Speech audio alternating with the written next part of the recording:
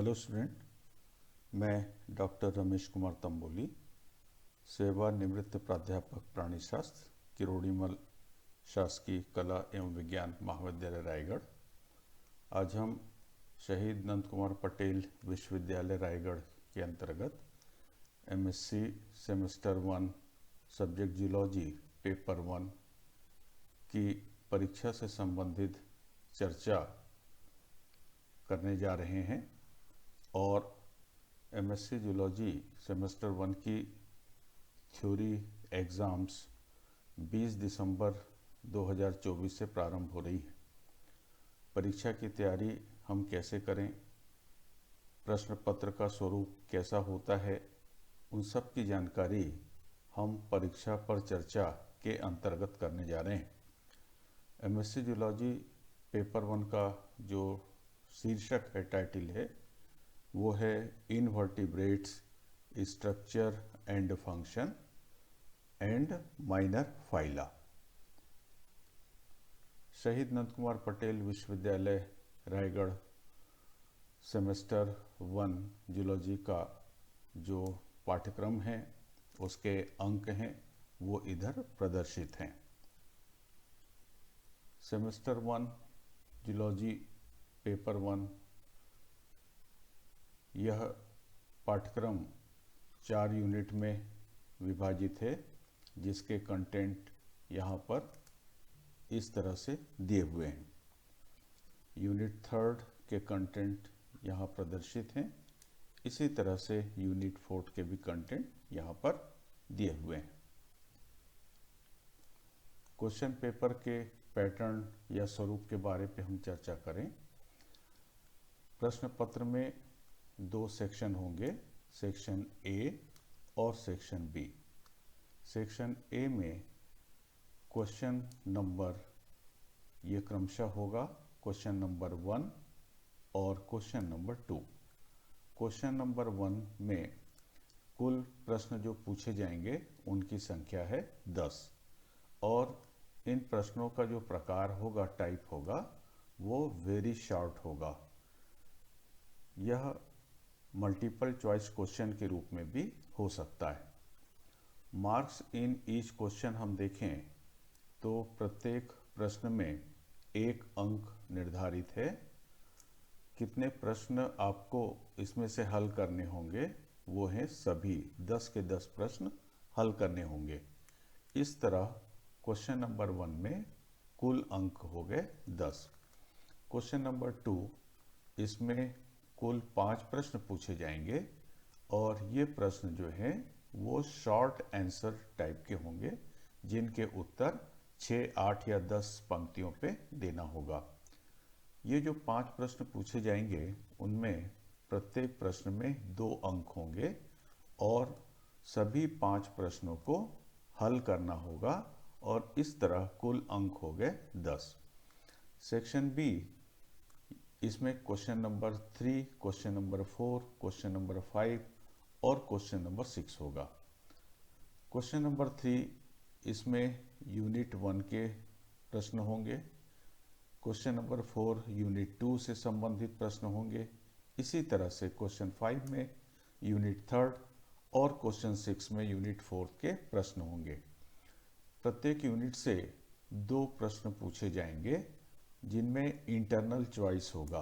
इस तरह कुल 4 यूनिट में 8 प्रश्न पूछे जाएंगे, जिनमें इंटरनल चॉइस होगा। टाइप ऑफ क्वेश्चन, ये सभी के सभी प्रश्न निबंधात्मक या डिस्क्रिप्टिव टाइप के होंगे। प्रत्येक प्रश्न में 15 अंक निर्धारित हैं और इस सेक्शन के आपको कुल 4 प्रश्न हल करने होंगे। 1 question from each question number. 4 प्रश्न जो हल करने हैं उनमें से प्रत्येक प्रश्न में 15 अंक हैं। इस तरह सेक्शन बी में कुल 60 अंक होते हैं।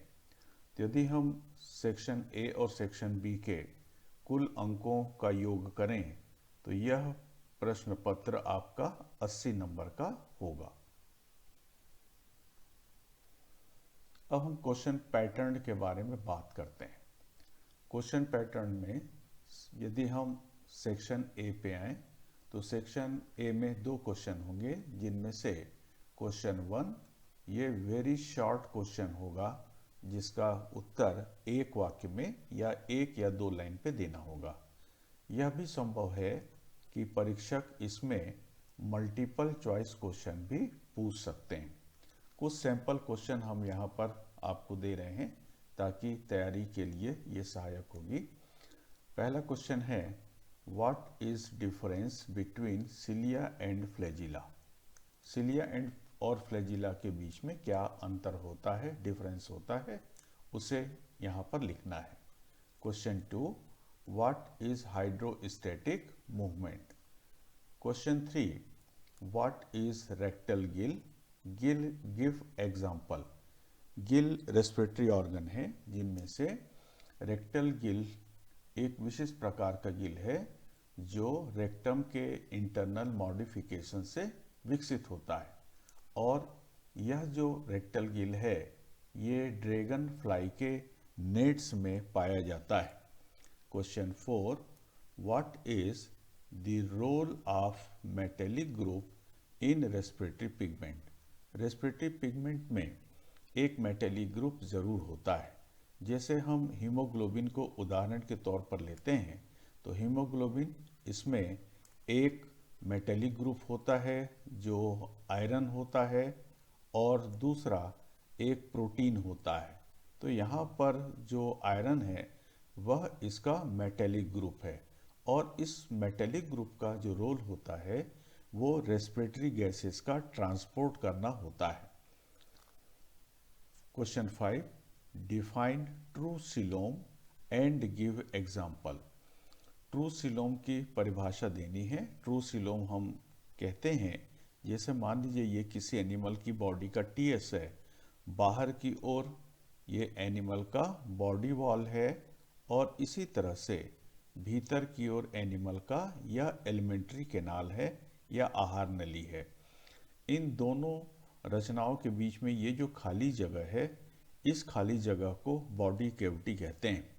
यदि इस बॉडी वॉल के नीचे मीजोडर्म की एक लेयर हो, कंटिन्यूस लेयर हो, और उसी तरह से एलिमेंट्री कैनाल के बाहर की सतह पर मीजोडर्म की एक कंटिन्यूस लेयर हो, तो यह जो बॉडी कैविटी है ये दोनों सतह पर मीजोडर्म की लेयर के द्वारा लाइंड हो जाती है।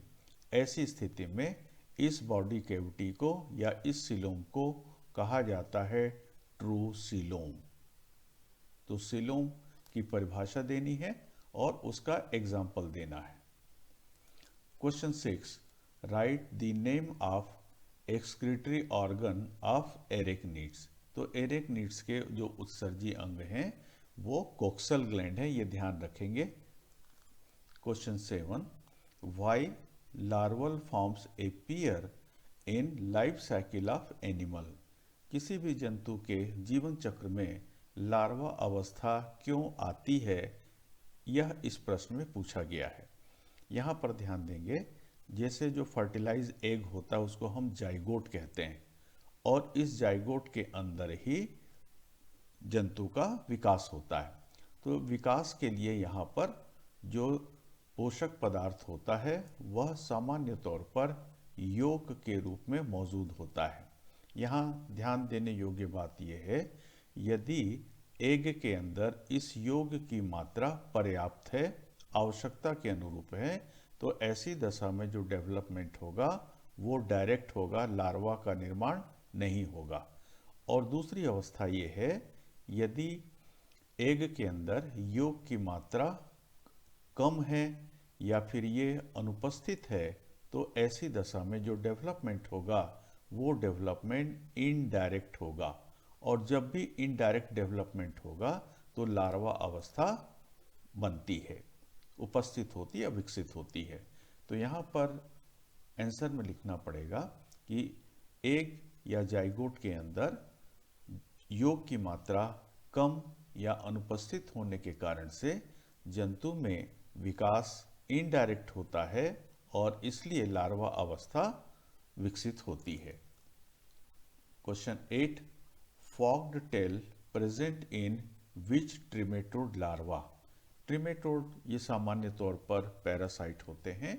तो ट्रिमेटोड की कौन सी लार्वा में उसकी जो पूंछ होती है वो ऐसी फोर्क्ड या द्विशाखित होती है।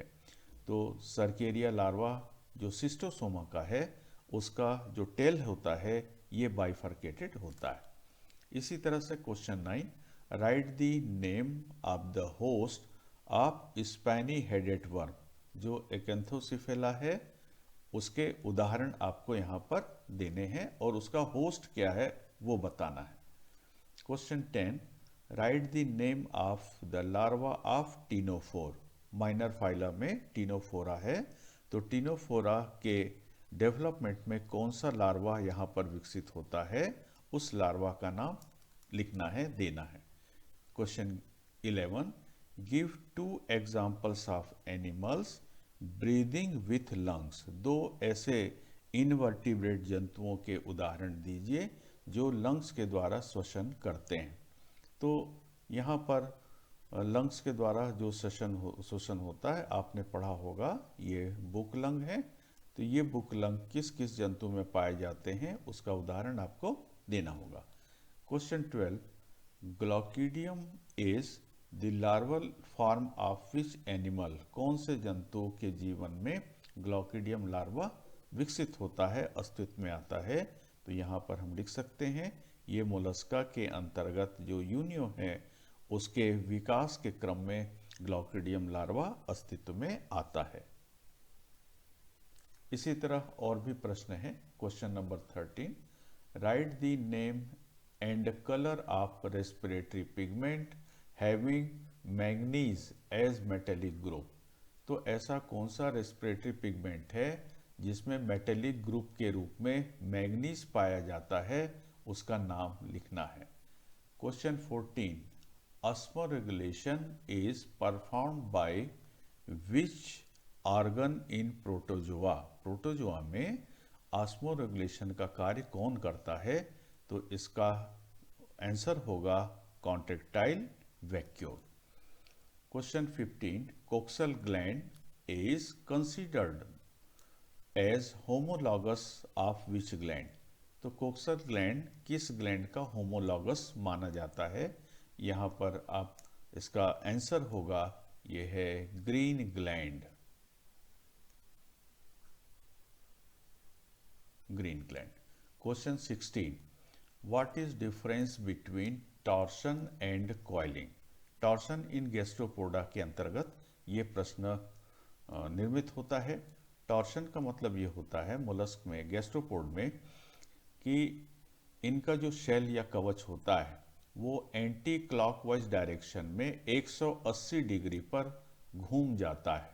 180 डिग्री पर ये एंटी क्लॉकवाइज डायरेक्शन में रोटेट होता है। साथ ही साथ इस शेल के अंदर ध्यान देंगे यहाँ पर जो रोटेशन हो रहा है वो उसके शेल में भी हो रहा है और इसी तरह से शेल के भीतर जो उसके विसरल ऑर्गन्स हैं जिनको हम विसरल मास कहते हैं उसमें भी हो रहा है।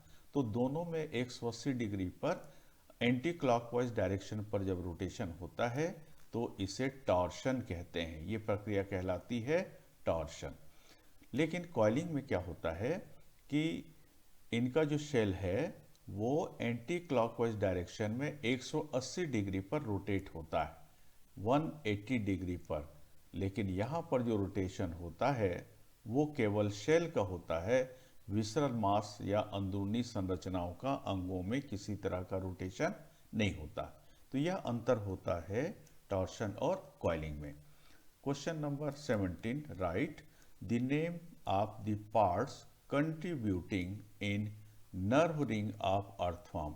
तो अर्थवर्म का जो नर्व रिंग है उसको निर्मित करने में कौन कौन सी रचनाएं संलग्न होती हैं उनके नाम यहाँ पर लिखना है। Question number 18, what is common name of brachiopods. तो ब्रेकियोपोड्स ये माइनर फाइला के अंतर्गत आता है, तो इसका जो कॉमन नेम है वो क्या है वो लिखना होगा। Question 19, what is difference between protonephridia and metanephridia. Nephridia उत्सर्जी अंग होते हैं। प्रोटोनेफ्रिडिया में नेफ्रोस्टोम नहीं पाया जाता है, अर्थात ये बंद प्रकार का होता है, इसलिए प्रोटोनेफ्रिडिया को क्लोज्ड टाइप नेफ्रिडिया भी कहा जाता है। इसमें नेफ्रोस्टोम नहीं होता, जबकि मेटानेफ्रिडिया में ये फनल के आकार का नेफ्रोस्टोम पाया जाता है और नेफ्रोस्टोम के माउथ पर ऐसे सिलिया लगे हुए होते हैं जिनकी गति के कारण से जो उत्सर्जी पदार्थ हैं इनके अंदर प्रवेश करते हैं। तो नेफ्रोस्टोम यदि है तो वह ओपन टाइप का नेफ्रिडिया कहलाता है। तो इसी ओपन टाइप नेफ्रिडिया को मेटानेफ्रिडिया कहते हैं और क्लोज्ड टाइप नेफ्रिडिया को प्रोटोनेफ्रिडिया कहते हैं। Question number 20, which type of locomotion is found in amoeba verrucosa. Amoeba verrucosa में किस प्रकार का एमीबॉयड लोकोमोशन पाया जाता है उसके बारे में जानकारी देनी है। Question number 21, what is pseudocoelom. अभी हमने इसके पहले ट्रूसिलोम के बारे में देखा। तो यदि बॉडी वॉल और एलिमेंट्री कैनाल के बीच में मीजोडर्मल लेयर नहीं है, तब इस प्रकार के कैविटी को या इस प्रकार के स्पेस को इसे कहा जाता है pseudocoelom. Question number 22, who proposed the molecular folding unfolding theory of amoeboid locomotion. Amoeboid locomotion को एक्सप्लेन करने के लिए कई तरह के सिद्धांत या थ्योरी दी गई हैं। उनमें से एक थ्योरी है मॉलिक्यूलर फोल्डिंग अनफोल्डिंग थ्योरी। तो यहाँ पर उस साइंटिस्ट का नाम लिखना है जिसने molecular folding unfolding theory amoeboid locomotion के एक्सप्लेनेशन के लिए दिया था। Question 23, write the name of respiratory pigment present in Palaemon. Palaemon में किस तरह का रेस्पिरेटरी पिगमेंट पाया जाता है उसका नाम लिखना है। तो यहाँ पर जो रेस्पिरेटरी पिगमेंट होता है वो हीमोसाइनिन होता है, हीमोसाइनिन। और इस हीमोसाइनिन में जो मेटेलिक ग्रुप होता है वो कॉपर होता है। Question number 24, right the name of filter feeding mollusc. ऐसे मोलस्क जो पानी में से अपने भोजन को फिल्टर करके ग्रहण करते हैं उन्हें फिल्टर फीडिंग मोलस्क कहते हैं। यदि फ्रेश वाटर मोलस्क का एग्जाम्पल आप लेना चाहते हैं तो इसका उदाहरण है पाइला, और यदि मेराइन फॉर्म पे लेना चाहते हैं तो इसका उदाहरण है माइटिलस। ये दोनों के दोनों फिल्टर फीडर हैं। तो ये फ्रेश वाटर है और ये माइटिलस मेराइन वाटर है।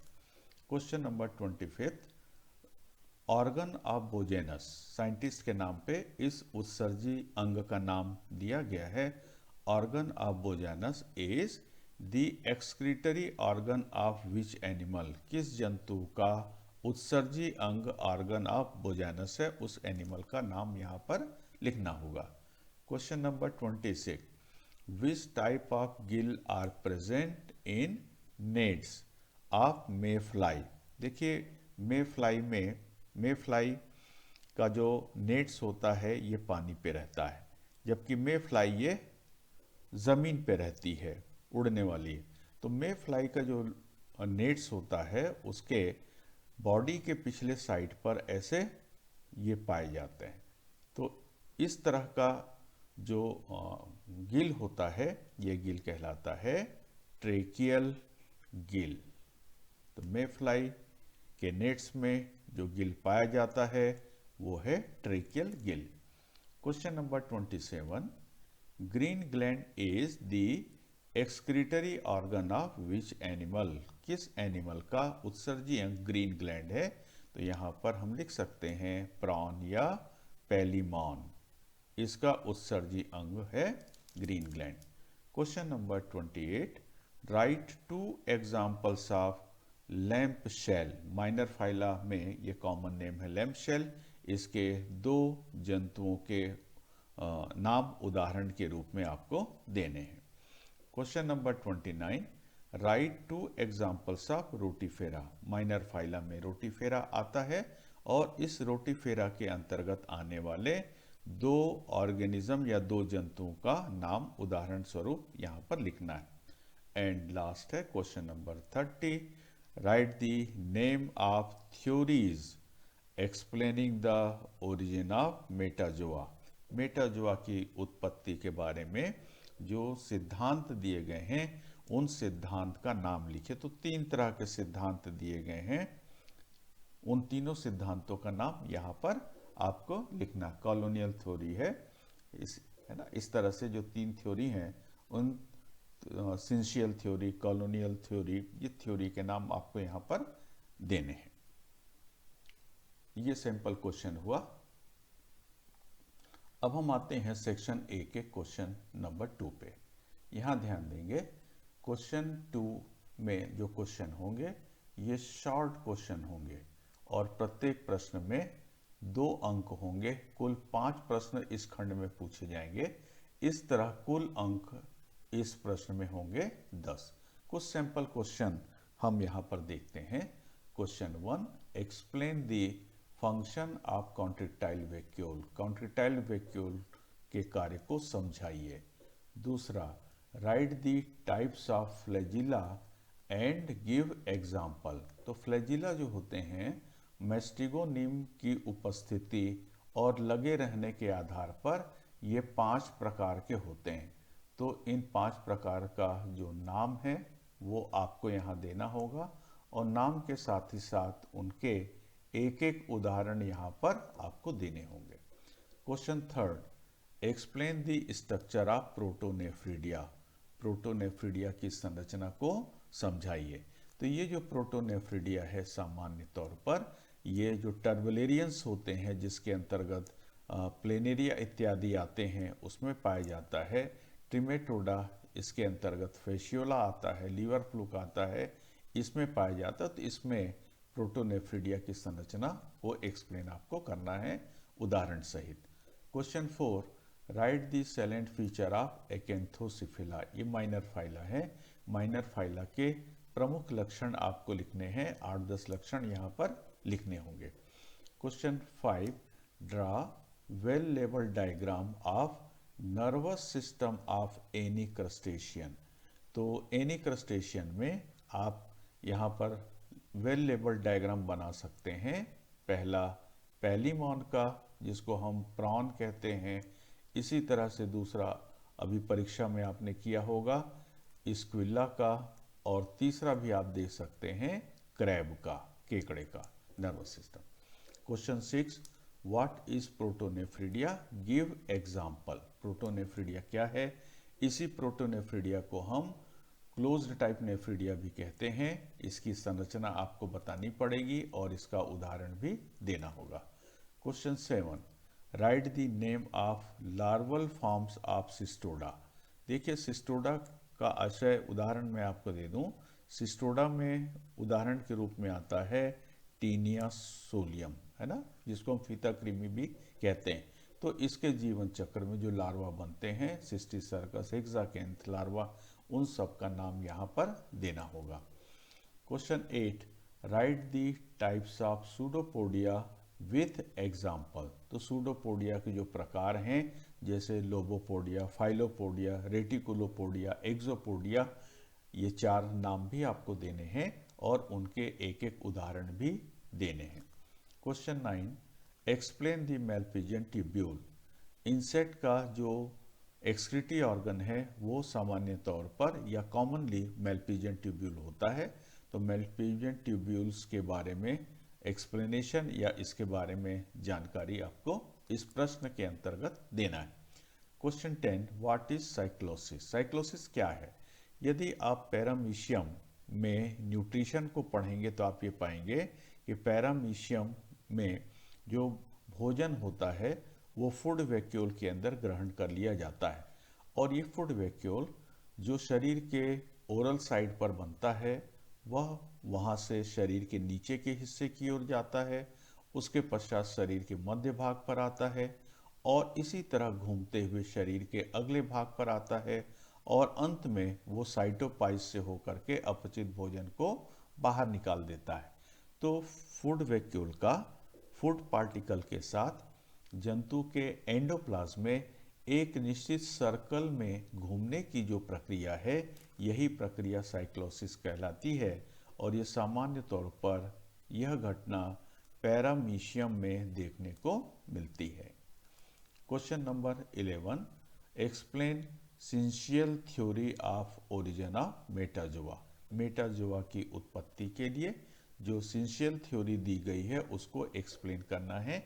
यह थ्योरी किसके द्वारा दी गई, कब दी गई और यह थ्योरी कैसे मेटाजोआ की उत्पत्ति को एक्सप्लेन करता है। Question number 12, write the salient features of Rotifera. Rotifera के महत्वपूर्ण लक्षण लिखिए। इसी तरह से write the salient feature of Ctenophora, यह भी माइनर फाइला का है। Write the salient feature of Brachiopoda, यह भी माइनर फाइला से है। और लास्ट क्वेश्चन है, what is organ of Bojanus, explain its function. Bojanus का अंग क्या है और उसके कार्य को एक्सप्लेन कीजिए। तो इस तरह के जो प्रश्न होते हैं वो शॉर्ट क्वेश्चन कहलाते हैं और इनके उत्तर आपको लगभग 6 से लेकर के 8 या 10 लाइन पे लिखना होता है। प्रत्येक प्रश्न में 2 नंबर होता है और कुल 5 प्रश्न पूछे जाएंगे और सभी प्रश्नों को हल करना होता है। ये कुछ सैंपल क्वेश्चन थे जो क्वेश्चन 2 के अंतर्गत पूछे जाने वाले पैटर्न को प्रदर्शित करते हैं। अब आइए प्रश्न पत्र का जो दूसरा खंड है, सेक्शन बी। इसमें जो प्रश्न पूछे जाएंगे वो डिस्क्रिप्टिव टाइप के होंगे, निबंधात्मक टाइप के होंगे। कुछ प्रश्न हम इस परीक्षा के लिए एक्सपेक्ट कर रहे हैं और ये एक्सपेक्टेड क्वेश्चन इस तरह से हैं। सेक्शन बी में क्वेश्चन 3, ये है describe structure of pseudopodia and explain the amoeboid locomotion. Pseudopodia की संरचना का वर्णन कीजिए तथा एमीबॉयड लोकोमोशन को एक्सप्लेन कीजिए। यहाँ पर एमीबॉयड लोकोमोशन के लिए जितने भी थ्योरीज दी गई हैं सभी थ्योरीज का उल्लेख करना आवश्यक है, साथ ही साथ चित्र भी बनाना आवश्यक है। क्वेश्चन 3 में ये इंटरनल चॉइस है। क्वेश्चन 3 में जो दूसरा क्वेश्चन है वो है give an account of hydrostatic movement in Coelenterata and Annelida. Coelenterata और एनिलिडा में हाइड्रोस्टैटिक मूवमेंट का वर्णन कीजिए। तो इन दोनों में से किसी एक क्वेश्चन को आपको हल करना होगा, सॉल्व करना होगा। क्वेश्चन नंबर 4, इसके अंतर्गत जो पहला प्रश्न है वो इस तरह से है, give an account of respiratory pigments and their function in invertebrates. या दूसरा प्रश्न इसके अंतर्गत पूछा जा सकता है वो है give an account of structure and function of tracheal system in invertebrates. इन दोनों में से कोई एक प्रश्न आपको हल करना होगा। Question number 5, define torsion. Torsion क्या है उसकी परिभाषा दीजिए। Describe the torsion in gastropod. Gastropoda में टॉर्शन का वर्णन कीजिए, साथ ही साथ explain it's merits and demerits. Torsion के लाभ और हानि का भी वर्णन कीजिए, उसको एक्सप्लेन कीजिए। या दूसरा प्रश्न है 5वें में, describe the advance nervous system in Annelida and Mollusca. तो यहाँ पर भी क्वेश्चन 5 में भी 2 प्रश्न दिए गए हैं। ये इंटरनल चॉइस हैं, दोनों में से कोई एक प्रश्न हल करना होगा। और क्वेश्चन नंबर 6 है, give an account of general organisation of ctenophora. या दूसरा प्रश्न है, give an account of larval forms of crustacea. ऐसा भी हम उम्मीद करते हैं कि वो लार्वल फॉर्म ऑफ इकाइनोडर्मेटा को भी पूछ सकता है। साथ ही साथ add a note on significance of larval forms, अर्थात किसी जंतु के जीवन चक्र में लार्वल फॉर्म्स बनने का क्या महत्व है, क्या औचित्य है, उसके बारे में भी जानकारी देनी है। तो हम एक्सपेक्ट कर रहे हैं, हम उम्मीद कर रहे हैं कि ये प्रश्न इस वर्ष पूछे जा सकते हैं। ये प्रश्न महत्वपूर्ण हैं, अतः इनकी तैयारी प्राथमिकता के आधार पर करनी चाहिए। अब हम डिटेल में जाएंगे। यह है पिछले वर्ष क्या पूछा जा चुका है और इस वर्ष के लिए क्या तैयारी करनी है। हम यूनिट वाइज देखेंगे। यूनिट वन में पिछले साल पूछा जा चुका है origin of unicellular and multicellular organism, इसलिए इसको फुल क्वेश्चन के रूप में अब तैयार करने की जरूरत नहीं है। आप इसको स्किप कर सकते हैं, छोड़ सकते हैं, लेकिन आपको सेक्शन ए के अंतर्गत क्वेश्चन 1 और क्वेश्चन 2 के लिए कुछ प्रश्न की तैयारी कर लेनी चाहिए, जैसे examples of unicellular and multicellular organisms, explanation of theories, जो 3 तरह की थ्योरी हैं उन थ्योरी को एक्सप्लेन करना। ये सेक्शन ए के क्वेश्चन 2 पे पूछा जा सकता है, तो इसकी तैयारी आपकी होनी चाहिए। दूसरा प्रश्न जो पूछा जा चुका है वो है give an account of general organisation of coelom in invertebrate. तो इस अवस्था में भी फुल क्वेश्चन के रूप में इसको आप छोड़ सकते हैं, स्किप कर सकते हैं, लेकिन छोटे छोटे प्रश्न सेक्शन ए के क्वेश्चन 1 क्वेश्चन 2 में पूछे जा सकते हैं, अतः इनकी तैयारी आपको कर लेनी चाहिए। जैसे ट्रू सीलोम क्या है, फॉल्स सीलोम क्या है, इनके उदाहरण, साथ ही साथ सीलोम का सिग्निफिकेंस या महत्व, और इसी तरह से एंटेरोसिलिक डेवलपमेंट और साइजोसिलिक डेवलपमेंट, इनकी जो थ्योरी है सीलोम का निर्माण यदि एंटेरॉन या एलिमेंट्री कैनाल से होता है तो उसको हम एंटेरोसिलिक डेवलपमेंट कहते हैं, और यदि ये उसके एंटेरॉन से न होकर के स्वतंत्र रूप से होता है तब उसको साइजोसिलिक कहते हैं। तो इन दोनों थ्योरी के बारे में भी आपको जानकारी होनी चाहिए, जो सेक्शन ए के क्वेश्चन नंबर 2 में ये पूछा जा सकता है।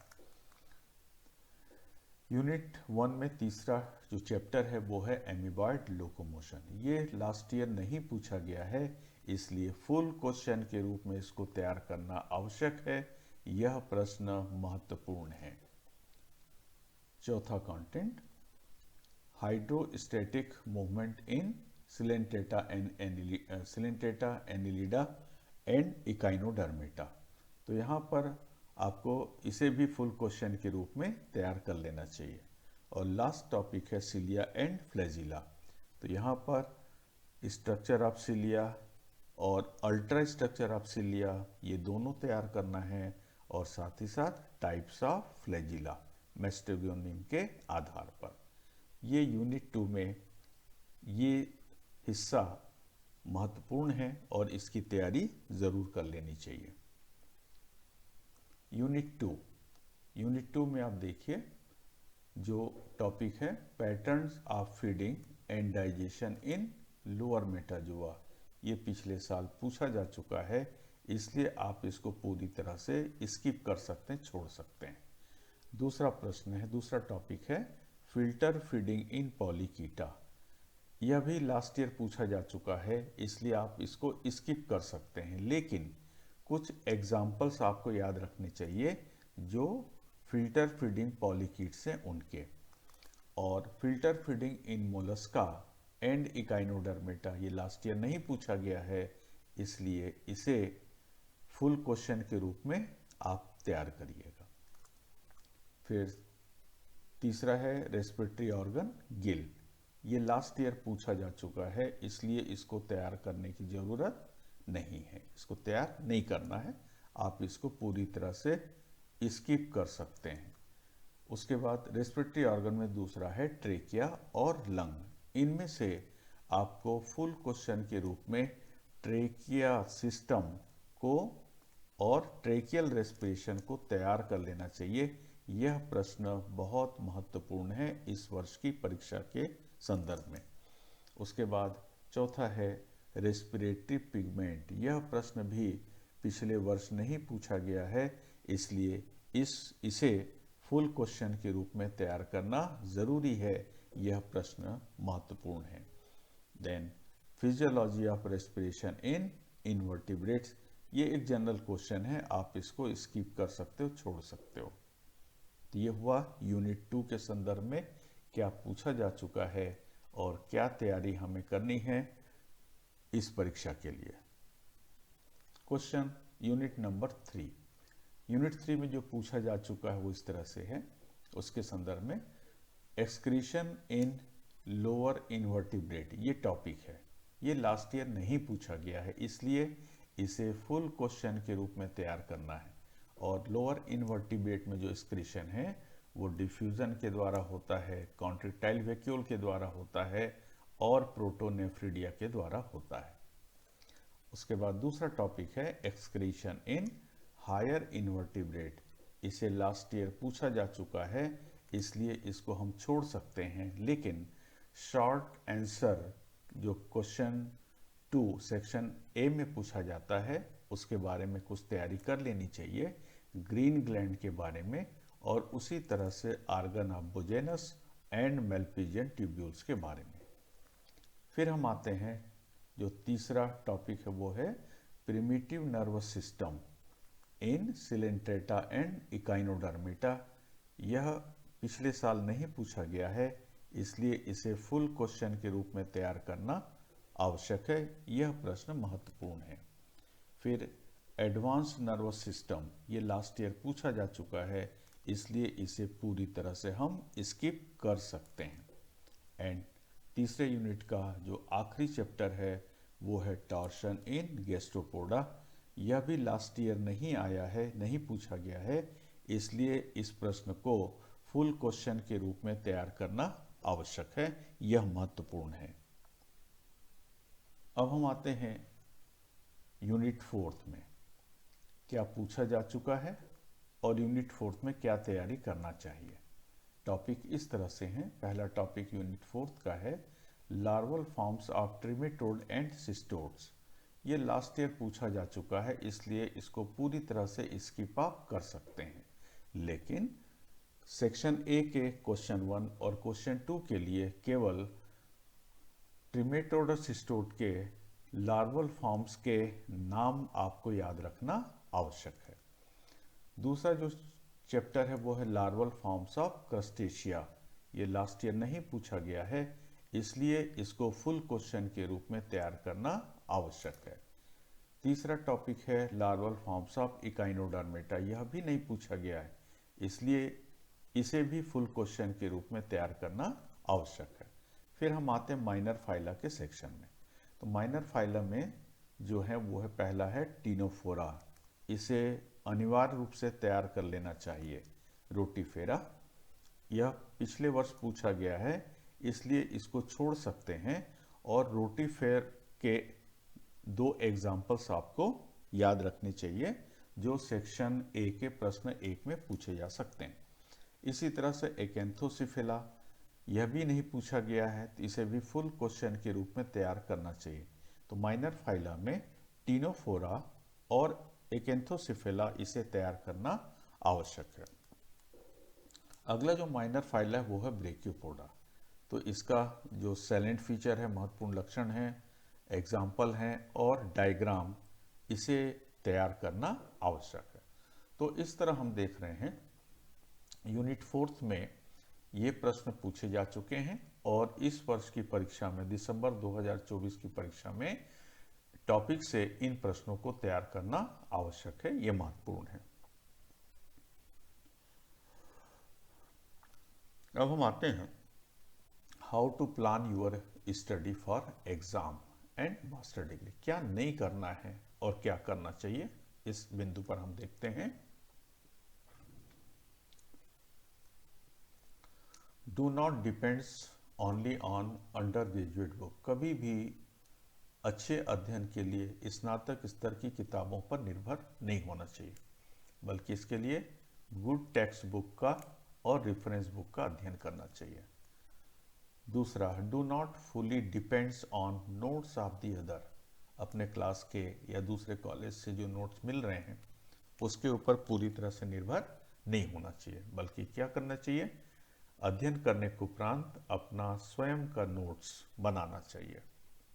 तीसरा, avoid shortcut study and preparation. कभी भी शॉर्टकट अच्छे स्कोर के लिए अच्छा नहीं होता है, इसलिए इसको अवॉइड करें। और क्या करना चाहिए, गो थ्रू डिटेल स्टडी, हर टॉपिक का गहनता के साथ विस्तार से अध्ययन करें। चौथा, do not ignore the exam pattern, परीक्षा में प्रश्न पत्र का जो प्रारूप और स्वरूप होता है उसको इग्नोर मत करें। तो क्या करना चाहिए, अपनी प्रिपरेशन करें according to the complete exam pattern. तो यदि इसको हम अपनाते हैं, क्या करना चाहिए, तो यह भी अच्छा स्कोर करने के लिए, अपनी स्टडी को प्लान करने के लिए सहायक होती है। कुछ इंपॉर्टेंट हिंट्स मैं आपको देना चाहता हूँ। ये इस तरह से, पहला, note down the important points during study. जब भी आप किसी चैप्टर को पढ़ते हो तो उस चैप्टर में जो इम्पॉर्टेंट पॉइंट्स हैं या लाइन हैं उनको नोट करना ज़रूरी है। दूसरा, prepare question from important lines from each topic. प्रत्येक टॉपिक में अध्ययन करते समय जो इम्पॉर्टेंट पॉइंट होते हैं उनसे आपको क्वेश्चन बनाना चाहिए। Third, very short and short question must be listed along with their correct answer। तो जब भी आप क्वेश्चन बनाते हैं, जैसे वेरी शॉर्ट जो क्वेश्चन हैं और उसी तरह से शॉर्ट क्वेश्चन हैं, तो इन क्वेश्चन की लिस्ट बनाइए, हर टॉपिक का लिस्ट बनाइए, और लिस्ट बनाने के साथ ही साथ उन प्रश्न के सामने उनके आंसर भी आप लिखते चले जाइए। तो इससे सेक्शन ए के अंतर्गत क्वेश्चन 1 और क्वेश्चन 2 में बहुत अच्छे प्रश्नों का समावेश आपके पास होगा, एक बैंक होगा जो अच्छे स्कोर करने में आपके लिए सहायक होगा। फोर्थ है, फॉर एसे टाइप या descriptive type question fix your priority. अपनी प्राथमिकता इस तरीके से तय कर लें। क्या प्राथमिकता होनी चाहिए, फर्स्ट प्रायोरिटी, पहली प्राथमिकता, select and prepare those topic which are not asked in last semester examination. तो पहली प्राथमिकता ये होनी चाहिए कि वो टॉपिक जो पिछली परीक्षा में नहीं पूछे गए हैं उन टॉपिक्स को तैयार करें। एंड सेकेंड प्रायोरिटी, इसके बाद दूसरी प्राथमिकता, question asked in last semester exam, पिछले सेमेस्टर एग्जाम में इस पेपर में जो प्रश्न पूछे गए हैं उन प्रश्नों में से कुछ ऐसे प्रश्न आप बनाएं जो सेक्शन ए के क्वेश्चन 1 और क्वेश्चन 2 के लिए आवश्यक हैं। And next one is prepare your own notes as per your writing speed. 10, 15, 20 page का नोट्स बनाने से कुछ नहीं होगा। यदि आप निर्धारित समय में 35 मिनट में यदि उस प्रश्न का उत्तर पूरी तरह से नहीं लिख पाते हैं तो ज़्यादा पेज के नोट्स बनाना नुकसानदायक होता है। इसलिए आप यदि 35 मिनट में 8 पेज या 10 पेज जो भी है आपकी क्षमता राइटिंग स्पीड के अनुसार, उसको ध्यान में रखते हुए अपना नोट्स बनाएं। And last one is evaluate your writing speed. अपनी राइटिंग स्पीड का मूल्यांकन करें। कैसे मूल्यांकन करें, by writing the answer with in 35 minutes. एक जो डिस्क्रिप्टिव टाइप का क्वेश्चन होता है उसको पूरा करने के लिए 35 मिनट का समय लगना चाहिए, क्योंकि यदि 35 मिनट का समय एक प्रश्न में आप लेते हैं तो इस तरह कुल 4 प्रश्न करने में आपको 140 मिनट का समय लगेगा। और इसी तरीके से सेक्शन ए में क्वेश्चन 1, सेक्शन ए का जो क्वेश्चन 1 है उसे करने के लिए भी आपको समय चाहिए और क्वेश्चन 2 को भी करने के लिए आपको समय चाहिए। तो यहाँ पर समझिए 10 मिनट का समय आपको चाहिए, यहाँ 15 मिनट का समय चाहिए, ये हो गया आपका लगभग 25 मिनट। ठीक है, तो इस तरह से आप अपने समय का प्रबंधन जरूर कर लें। यदि आप किसी प्रश्न का उत्तर 35 मिनट की बजाय 50 मिनट में लिखते हैं तो निश्चित रूप से आप देख लीजिएगा कि दूसरे प्रश्न के छूटने के चांसेस बढ़ जाते हैं। और एक सजेशन मैं आपको ये देना चाहूँगा कि 3 पूरे प्रश्न माने 3 कंप्लीट क्वेश्चन करने से अच्छा है कि 4 इनकम्प्लीट प्रश्न हल किए जाएं, 4 अधूरे प्रश्न किए जाएं। क्यों? क्योंकि 3 प्रश्न यदि आप करते हैं डिस्क्रिप्टिव टाइप में तो आपका मूल्यांकन 45 नंबर में होता है और सीधे सीधे आपका 15 नंबर ये माइनस हो जाता है। लेकिन जब आप 4 प्रश्न हल करते हैं, भले ही वो प्रश्न अधूरा ही क्यों ना हो, तो आपका मूल्यांकन 60 नंबर पर होता है। तो जब 60 नंबर पर मूल्यांकन होगा तो निश्चित रूप से 3 कंप्लीट क्वेश्चन की तुलना में आपको यहाँ पर बेहतर अंक मिलेंगे, आप बेहतर स्कोर कर सकते हो। तो बच्चों, इस बात को ध्यान में रखना कि 3 पूरे प्रश्न करने से बेहतर है 4 अधूरे प्रश्न किए जाएं। ये इंपॉर्टेंट हिंट्स हैं परीक्षा में समय का नियोजन हम कैसे करें। परीक्षा पर चर्चा ये परीक्षा की तैयारी, प्रश्न पत्र के प्रारूप और स्वरूप के लिए महत्वपूर्ण है। साथ ही साथ किस तरह के प्रश्न किस सेक्शन में आते हैं उसके सैंपल भी हमने देखे हैं। इसके अनुरूप आप अपनी तैयारी करें। All the best and my best wishes from Zoology Adda. Thank you very much.